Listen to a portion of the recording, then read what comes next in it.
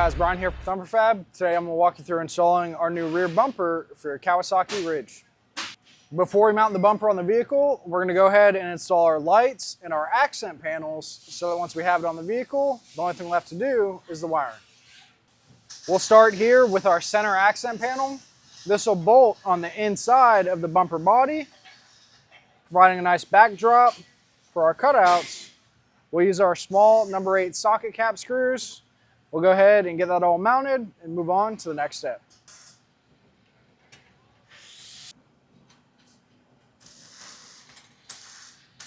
Once we have our 4 fasteners started, we can go ahead and tighten them up using a 9/64 Allen wrench and an 11/32 socket. With your center accent panel tight, we'll go ahead and flip the bumper over so we can do our wing accent panels and install our lights. We'll use our same fasteners to fasten our wing accent panels to the inside of the bumper body. You'll want to start all 4 screws before tightening.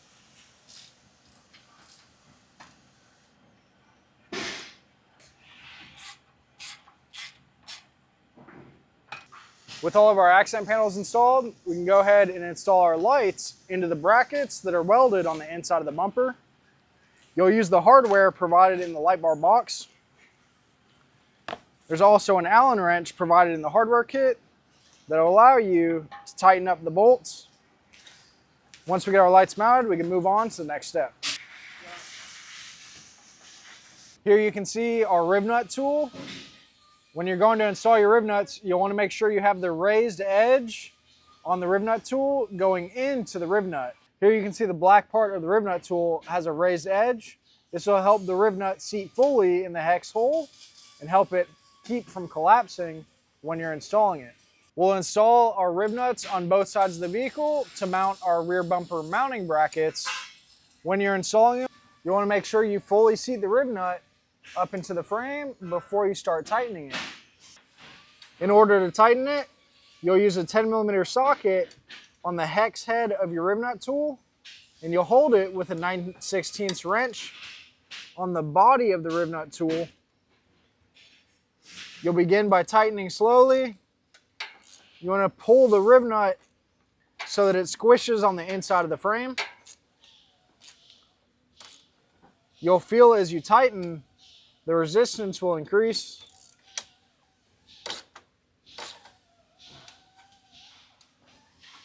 Once you feel that it's sufficiently tight and you can't wiggle the rib nut around, you'll simply thread the install tool out of the rib nut. Repeat the process for your other holes, and you'll be ready to mount your bumper brackets.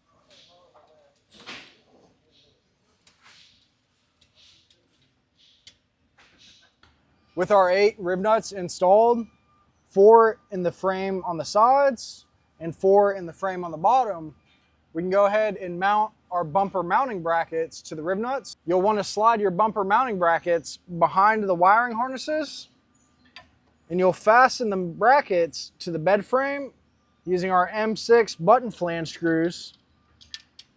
You want to be sure not to tighten anything fully until we get the bumper mounted. Once you have the screws started, you can snug them up with your Allen wrench. Repeat the process on the other side, and then we can move to mounting our bumper shell to the frame. With our passenger bracket loosely mounted to the frame, we'll repeat the process on the driver's side before mounting our bumper shell.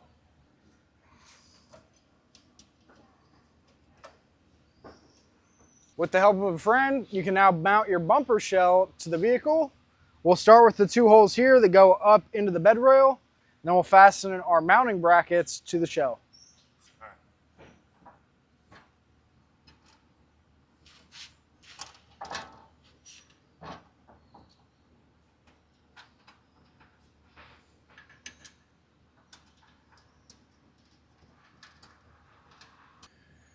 With our initial mounting bolts started, I'll go ahead and snug them up before we fasten the brackets to the bumper shell. You'll repeat the same process of snugging up your initial mounting bolts on the driver's side. With our 4 first mounting bolts snug, I'll go ahead and fasten the bumper shell to our bumper mounting brackets. You'll want to feed your screw up from the bottom and cap it off with our flange nut on the inside of the bumper shell. With our bumper mounting hardware installed on the driver's side, we'll repeat the same process on the passenger side. Once we get our bolts started, we can tighten all the hardware evenly. With all of our bumper mounting hardware started, we can go ahead and tighten it all evenly. Once we have this tight, we can move on to wiring the lights. We've went ahead and ran the harness for our rear bumper up through the battery compartment and into our transmission tunnel. When you're running through the tunnel, you want to stay away from any hot or rotating components. Once you've ran your harness all the way up to the firewall, we'll go ahead and route it behind the dash. As you can see here, we have open switch slots that allow us to mount accessory switches to power our rear bumper lights, as well as tie into the accessory bus bar located directly behind this panel. Here you can see the slot we've selected for our rear bumper lights. We went ahead and cut it out with a box knife and used a deburring tool to clean any plastic burrs.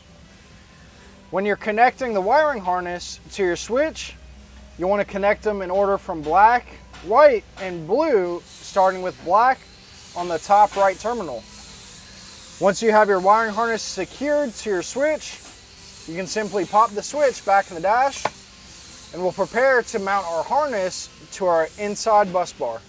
With our switch fully hooked up, we can go ahead and depress the lever on the left side of this plastic panel, which will allow it to pop out of place for us to gain access to our accessory bus bar located on the inside of our Kawasaki Ridge. You'll connect the red wire from our harness to the left terminal on the bus bar and the black wire from our harness to the furthest right terminal on the bus bar. Once you have the ring terminals from our harness securely fastened to the bus bar, we can reinstall our plastic hide panel and any of the tunnels we removed to route our wiring throughout this process. One last thing to note, when you're completing the wiring on your rear bumper on your Kawasaki Ridge, when you're routing the wires alongside the frame rails, you want to make sure that the wires don't end up in any pinch points.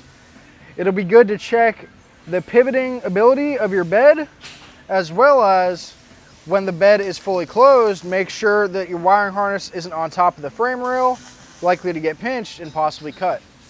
With our wiring complete for our rear bumper, we're ready to hit the trails and enjoy our new Thumper Fab rear bumper on your Kawasaki Ridge.